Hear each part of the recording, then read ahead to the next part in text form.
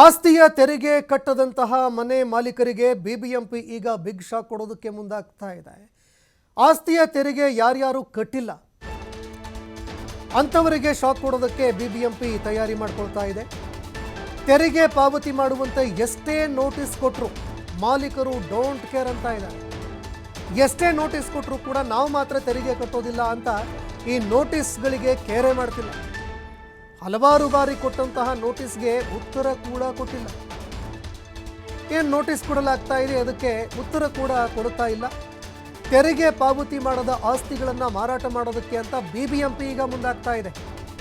ಯಾರ್ಯಾರು ತೆರಿಗೆಯ ಒಂದು ಪಾವತಿ ಮಾಡಿಲ್ಲ, ಆ ತೆರಿಗೆ ಪಾವತಿ ಮಾಡದಂತಹ ಆಸ್ತಿಗಳನ್ನು ಮಾರಾಟ ಮಾಡೋದಕ್ಕೆ ಬಿಬಿಎಂಪಿ ನಿರ್ಧಾರ ಮಾಡಿದೆ. ಮಹದೇವಪುರ ವಲಯದ ಒಟ್ಟು 60 ಆಸ್ತಿಗಳನ್ನು ಮಾರಾಟ ಮಾಡೋದಕ್ಕೆ ಅಂತ ಬಿಬಿಎಂಪಿ ನಿರ್ಧಾರ ಮಾಡ್ತಾ ಇದೆ. ಇನ್ನು ಬಿಬಿಎಂಪಿ ಕಾಯ್ದೆ 2020 ಸೆಕ್ಷನ್ 156 ಉಪ ಪ್ರಕರಣ 5ರ ಅಡಿಯಲ್ಲಿ ಈ ಕ್ರಮ ಕೈಗೊಳ್ಳೋದಕ್ಕೆ ಅಂತ ಮುಂದಾಗ್ತಾ ಇದೆ. ಕಾನೂನಾತ್ಮಕವಾಗಿ ಈ ಪ್ರಾಪರ್ಟಿಗಳನ್ನು ಮಾರೋದಕ್ಕೆ ಅಂತ ಬಿಬಿಎಂಪಿಗೆ ಈಗ ಅವಕಾಶ ಸಿಗತ್ತೆ. ಹೀಗಾಗಿ ಜಂಟಿ ಆಯುಕ್ತರ ನೇತೃತ್ವದಲ್ಲಿ ಹರಾಜು ಪ್ರಕ್ರಿಯೆ ಕೂಡ ಪಾಲಿಕೆ ಮಾಡಲಿದೆ. ಪಾಲಿಕೆ ಅಧಿಕಾರಿಗಳು ಇದನ್ನು ಈಗ ಹರಾಜು ಪ್ರಕ್ರಿಯೆ ಕೂಡ ಮಾಡಲಿದ್ದಾರೆ. ಈಗಾಗಲೇ 60 ಆಸ್ತಿಗಳನ್ನು ಮುಟ್ಟುಗೋಲು ಹಾಕ್ಕೊಂಡು ಬೀಗ ಮುದ್ರೆ ಕೂಡ ಪಾಲಿಕೆ ಅಧಿಕಾರಿಗಳು ಹಾಕಿದ್ದಾರೆ. ಇನ್ನು ಹರಾಜಿನಲ್ಲಿ ಪೂರ್ಣ ಬಾಕಿ ಉಳಿಸ್ಕೊಂಡಿದ್ದಾರೆ.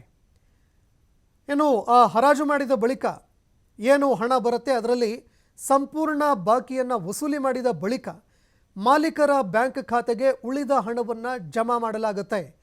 ತಲಾ 10 ಆಸ್ತಿಗಳಂತೆ ಒಟ್ಟು 60 ಆಸ್ತಿಗಳನ್ನು 13ನೇ ಫೆಬ್ರವರಿ 2025ರಂದು ಹರಾಜು ಹಾಕಲಾಗುತ್ತೆ. ಪ್ರತಿದಿನ 10 ಆಸ್ತಿಗಳಂತೆ ಹರಾಜು ಹಾಕಲಾಗುತ್ತೆ.